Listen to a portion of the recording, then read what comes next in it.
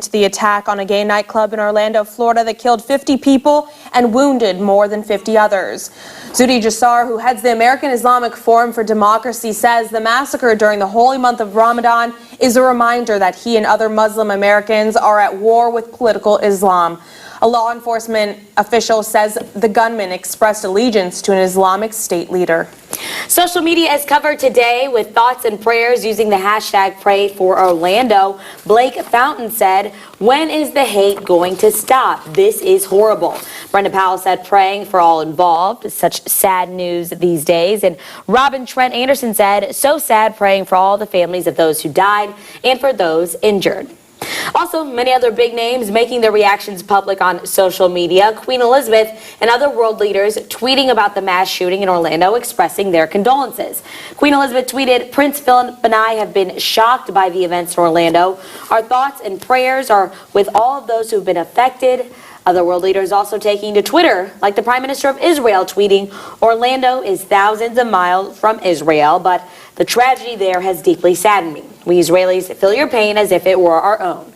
And here in Savannah, dozens of people also gathered to pay their respects to those killed at Pulse nightclub. They met at Forsyth Park. We heard from some local people on how they felt once hearing the news. Feels so unreal that 50 people who are enjoying their night, enjoying their life, were killed. I have dozens of friends in the LGBT community, and to know that this can happen. Also, several other cities have began their support for the victims in the Orlando shooting. And in Nashville, Tennessee, a vigil Sunday night for those affected by this major U.S. tragedy. The chair of the American Muslim Advisory Council spoke at the vigil along with the mayor of Nashville, sharing their news. As a Muslim, I am taught not to only value life, but that all life is sacred. So tonight, we pray for the victims, their families, and all their loved ones. We want to show our solidarity for the people of Orlando, for the families who this horrible tragedy has happened to. Also, remembering the victims, residents of New Orleans also showing their support Sunday night with a vigil hosted by the LGBT community in that city. Many people gathered in peace, holding signs and candles as many prayed for the fallen. And even internationally, we're seeing vigils. Members of the gay and lesbian community are standing in solidarity with the victims of the Orlando, Florida nightclub shooting. In France, people gathered near the Beaubourg Art Center in downtown Paris to mourn those gunned down in the violent shooting Sunday morning. In light of the massacre in Orlando, now being called the deadliest shooting in U.S. history and being investigated for ties to ISIS, there are now questions regarding nightclub security across the nation. Locally, Tulsa police are beefing up patrols, and club owners say they'll be taking another look at their security measures. A vigil was held in Tulsa on Sunday to remember the Florida victims. Members of the LGBT community say the shooting may have happened in Orlando, but it could have happened anywhere, so they are standing together. Well, more cities to show you as the bridges across the Arkansas River were lit up in rainbow colors, as well as red, white, and blue on Sunday to honor those killed. 50 people died, more than 50 injured. Now, this happened in the early hours of Sunday morning. And all morning here, we are thinking of the people in Orlando as people gather across the country for moments of silence, marches, and defiance and emotional vigils. Hannah Daniels has more this morning with reactions from the gay nightclub shooting that left 50 dead and dozens more wounded. Can you see? A crowd gathered in front of the White House last night, calling for increased tolerance and the end of violence towards the LGBT community and ethnic minorities. My name is Mikhail Rashid. I am a black gay Muslim.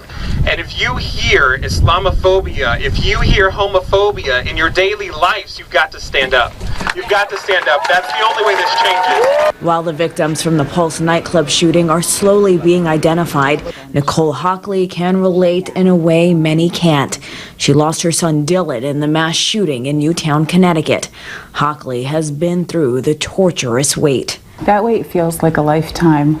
I mean, I remember when they told me Dylan was one of the 20 children killed, I couldn't believe it, because how could my son be there one moment and gone the next? Ryan Reyes also understands loss and violence all too well.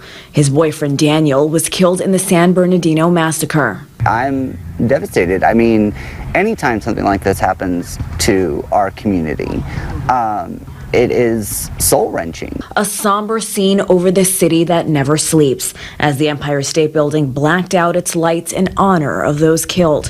One shining light, the spire at One World Trade Center, was lit in rainbow colors to show solidarity with the LGBT community.